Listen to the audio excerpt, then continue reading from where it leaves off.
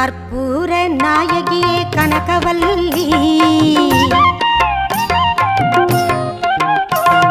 கற்பூர நாயகியே கனகவல்லி, காளி மகமாயி கருமாரியம்மா, ஒரு கோவில் கொண்ட சிவகாமியம்மா, ஒரு கோவில் கொண்ட சிவகாமியம்மா, பூவிருந்த வள்ளி தெய்வ யானையம்மா.